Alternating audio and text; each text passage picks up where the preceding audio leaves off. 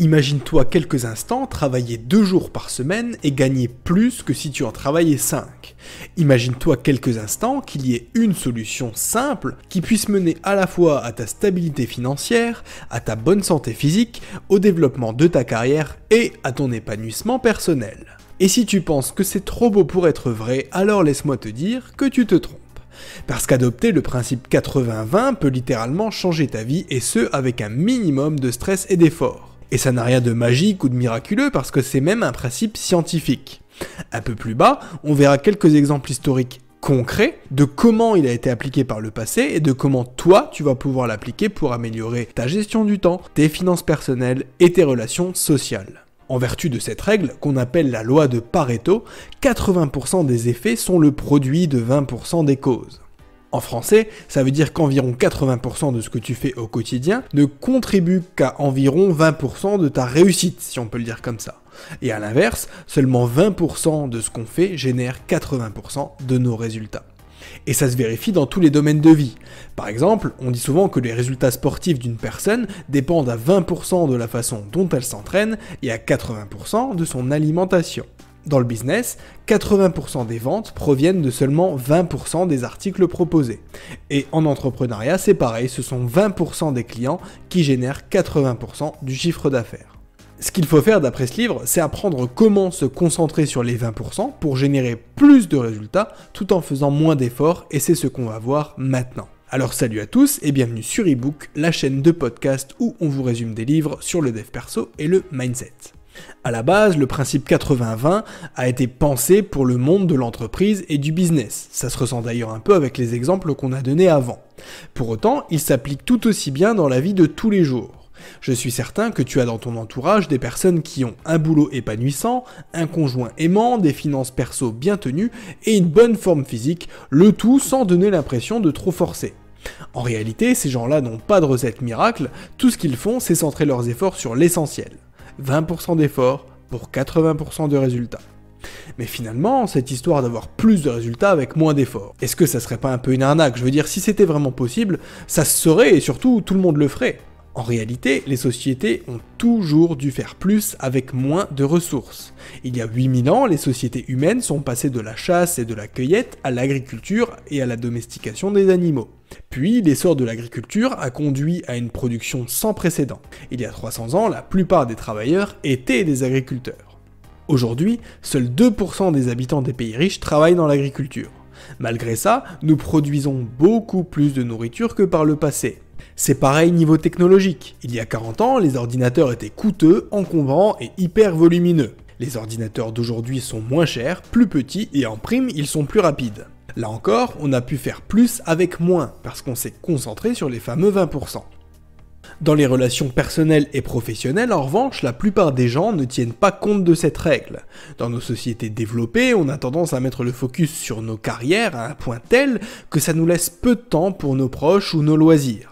Alors comment est-ce qu'on pourrait appliquer la loi de Pareto dans ce cas bien précis, pour avoir un meilleur équilibre vie pro-vie perso? Tout d'abord, il faut que tu réfléchisses à comment accomplir davantage avec tout autant de ressources, c'est-à-dire avec 24 heures par jour.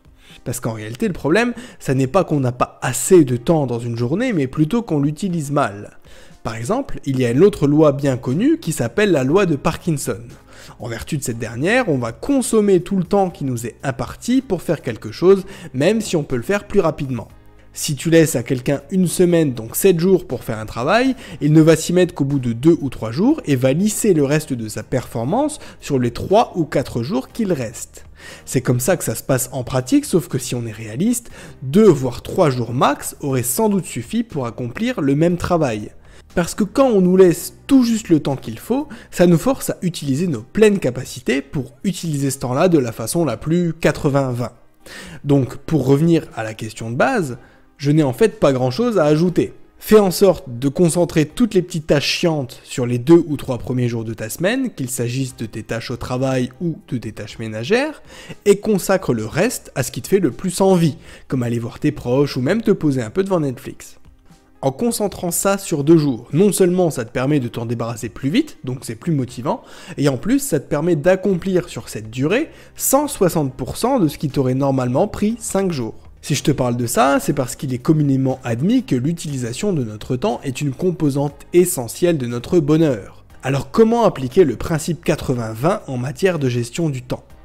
Notre temps est une thématique qui occupe souvent nos pensées lorsqu'on se met à réfléchir au sens de notre vie. On se sent coupable à chaque fois qu'on le perd, il semble qu'il n'y en ait jamais assez, et surtout, on ne peut jamais rattraper le temps perdu. Pire encore, pourquoi semble-t-il que le temps passe vite quand on s'amuse, mais lentement quand on s'ennuie ou quand on fait quelque chose qu'on n'a pas envie de faire ? Je suis sûr que tu t'es déjà retrouvé à faire un truc que tu n'aimes pas faire et à te dire « mais qu'est-ce que je fais là ?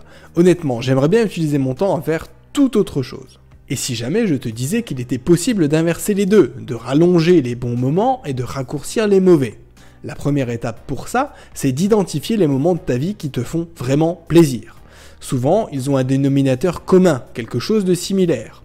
Si je te dis « je suis vraiment heureux quand je… » ou même « ah, qu'est-ce que j'étais heureux à cette époque-là » ? Qu'est-ce qui te vient en tête ? Tu penses à quelle personne ? Tu penses à quel endroit ? Qu'est-ce qui se passait dans ces moments-là ? Dans quel contexte est-ce que tu étais lors de ces moments de joie ?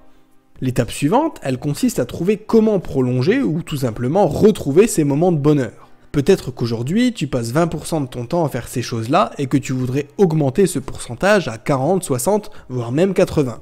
A l'inverse, si tu consacres 80% de ton temps à des trucs qui ne te procurent que 20% de plaisir, comment est-ce que tu peux te libérer du temps pour faire des trucs que tu aimes plus ? Et je parle ici de trucs que tu aimes vraiment, pas juste des choses que tu fais par habitude en imaginant que ça te rend heureux.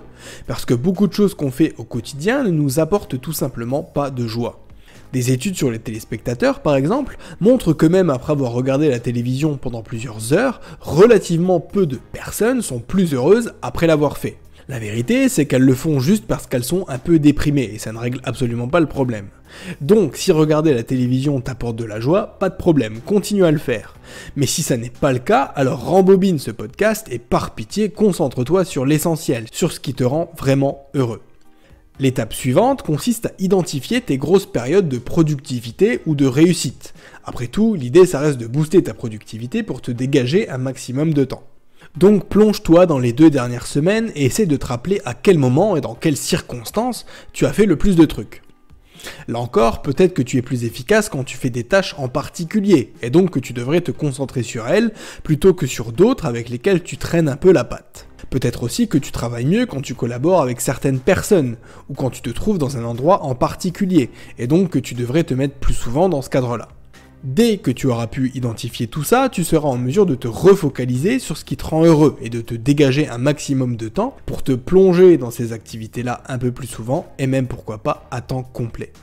Par exemple, Richard Adams, fonctionnaire du gouvernement britannique, considérait que ses plus grands moments, c'étaient ceux pendant lesquels il racontait des histoires à ses enfants. Il avait depuis toujours été passionné par les livres et les histoires. Pendant son temps libre, il a donc commencé à écrire ce qui serait plus tard des best-sellers internationaux et parviendra à devenir auteur à temps plein à l'âge de 54 ans. Au final, tout le monde a le même nombre d'heures dans une journée. Pour autant, ce temps est limité, alors tâche d'en tirer le meilleur parti possible. Comment appliquer le principe 80-20 pour tes finances personnelles ? Peu importe ce qu'on pense de ça, le fait est qu'environ 20% de la population mondiale possède 80% de la richesse. C'est rendu possible grâce aux intérêts composés dont on a déjà parlé sur cette chaîne. Tu sais, cela même qu'Einstein qualifiait de 8e merveille du monde. En gros, les personnes les plus riches de cette planète appliquent la règle 80-20 pour amasser leur fortune grâce à des investissements mesurés et au pouvoir des intérêts composés. La plupart des actuels millionnaires ou milliardaires ne le sont pas de naissance, ils ne le sont pas devenus par héritage, pas plus qu'ils ne le sont devenus en misant tout sur l'accroissement de leurs revenus salariés. Elles le sont devenues parce qu'elles ont investi régulièrement, même des sommes modestes, et qu'elles ont laissé tout ça grossir de façon spectaculaire. L'un des secrets, c'est donc la patience. Si on regarde la courbe de patrimoine de Warren Buffett, l'un des hommes les plus riches de ce monde, on s'aperçoit qu'elle a évolué très lentement au début, puis en flèche sur la fin. C'est ce qu'on appelle une courbe exponentielle. Ça veut dire qu'au début, il s'est concentré sur le fait de se constituer un capital, de se former et de choisir les actions sur lesquelles il allait investir. 80% d'efforts pour 20% de résultats. Mais par contre, sur la fin, il s'est juste contenté de sécuriser ses investissements passés et de continuer à investir passivement en accord avec sa stratégie de départ. 20% d'efforts pour 80% de résultats. Mais si tu analyses un peu les personnes de ton entourage direct, amis, famille et collègues, je suis certain que la plupart n'ont pas du tout cette façon de penser. Ils ne mettent pas le focus sur le fait de gagner de l'argent, mais sur celui de gagner sa vie, ce qui n'est pas du tout la même chose. Dans nos sociétés modernes, gagner sa vie est devenu une sorte de piège. On se perd un peu dans cette spirale où on travaille plus pour pouvoir dépenser plus, ce qui nous pousse à encore travailler plus. Dans une société d'abondance, on veut posséder tout de suite, sans savoir se contenter de ce qu'on a sur l'instant. C'est pour ça que la loi de Pareto va vraiment pouvoir t'aider dans ta gestion de l'argent. Les personnes riches l'appliquent, donc si tu en fais de même, il n'y a aucune raison que ça ne marche pas pour toi. La première étape pour toi, c'est de définir où tu veux aller financièrement, que ce soit en termes de patrimoine ou de revenus. Ensuite, pour commencer à investir, il va te falloir un peu de cash. On recommande généralement d'économiser 10 à 20% de ton revenu net en début de mois et de mettre tout ça sur un compte à part pour être sûr de ne pas y toucher. Ensuite, 50% devrait être consacré à tes dépenses courantes et le reste à l'investissement. Et le fait est que plus tu commences tôt et plus tu réduis au minimum tes dépenses courantes, plus tu vas pouvoir bénéficier du pouvoir des intérêts composés.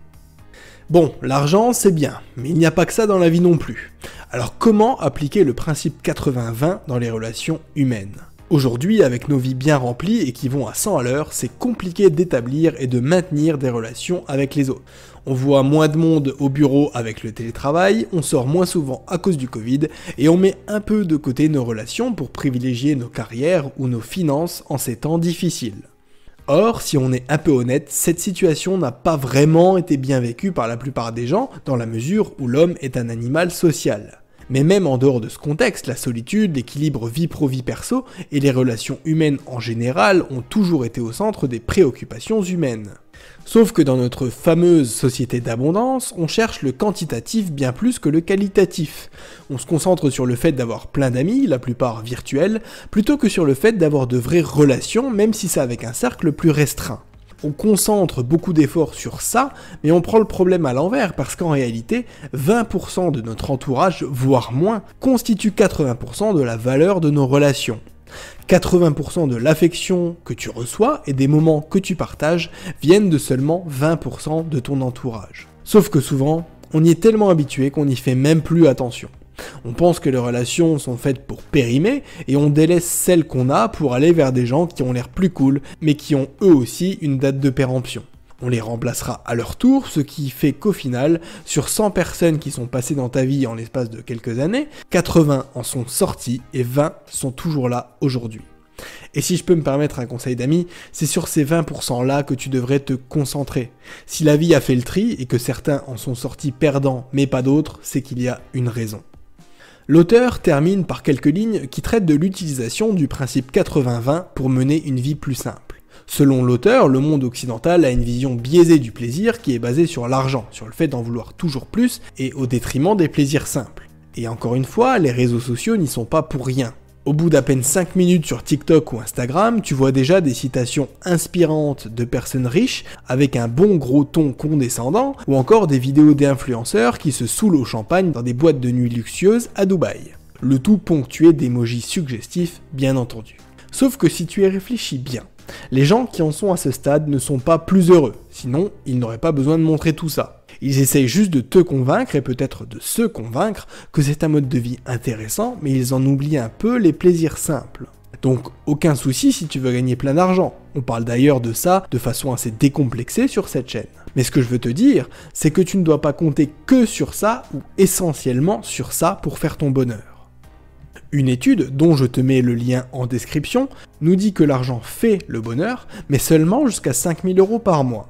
C'est un beau revenu mensuel qui permet de vivre dans un endroit safe, ne plus compter quand on fait les courses, de ne plus restreindre le chauffage en hiver, de faire des vacances sympas et même de mettre un peu de côté. Passé ce stade, chaque euro supplémentaire n'a aucune influence sur le bonheur de celui qui le reçoit. Mais alors, que faut-il pour être heureux ? Qu'est-ce que ça veut dire mener une vie plus simple ? On a souvent besoin de beaucoup moins que ce qu'on imagine. Épicure affirmait déjà à son époque que tout ce dont on a besoin pour être heureux, c'est de l'eau, de la nourriture, des vêtements, l'amitié, la liberté et la capacité de penser par soi-même. C'était le genre de gars qui a passé sa vie à vivre en communauté avec 7 de ses amis, de la nourriture locale, des livres et c'est tout. En d'autres mots, il s'est concentré sur les 80% d'activités qui faisaient du sens pour lui et qui le rendaient heureux. Et une existence pleine de sens, c'est vrai que ça passe souvent par des choses simples de la vie de tous les jours, comme aller te balader un peu le soir quand il fait beau, te faire un resto avec ta femme de temps en temps, ou encore te poser dans ton lit le soir avec un bon livre entre les mains. Débarrasse-toi autant que possible de tous tes facteurs de stress, mais aussi des objets inutiles qui encombrent ton esprit. Je n'ai pas vraiment prévu de résumer ce livre sur cette chaîne, en tout cas pas pour l'instant, mais je t'invite vraiment à lire L'art du rangement de Marie Kondo. Si tu es du genre un peu bordélique ou un peu matérialiste, il pourrait t'intéresser et dans tous les cas, je te mets un lien dans la description. En résumé, la règle des 80-20 veut dire que tu peux atteindre tes grands objectifs avec seulement 20% d'efforts. Beaucoup d'entre nous, cependant, ont l'impression que c'est le contraire et se plongent dans une vie à 100 à l'heure dans laquelle ils ne sont pas heureux et où les résultats ne sont pas à la hauteur des efforts fournis. Et c'est bien souvent une question d'éducation, car on nous dit dès le plus jeune âge qu'il fallait travailler très dur pour pouvoir s'acheter ce qu'on veut et être heureux. Et c'est une double erreur parce que ça nous conduit à penser que le plaisir n'est accessible que par le travail et par l'effort, et qu'en plus il dépend essentiellement de ce qu'on va pouvoir s'acheter. Comme on l'a déjà dit, et minimalisme oblige, ni les possessions matérielles, ni la réussite financière ne devraient être une composante essentielle de notre bonheur. Voilà, ce résumé est maintenant terminé, j'espère qu'il t'aura plu. Si c'est le cas, n'hésite pas à liker, commenter, partager et surtout t'abonner. C'était ebook, je te dis à bientôt pour un nouveau résumé. Ciao ciao.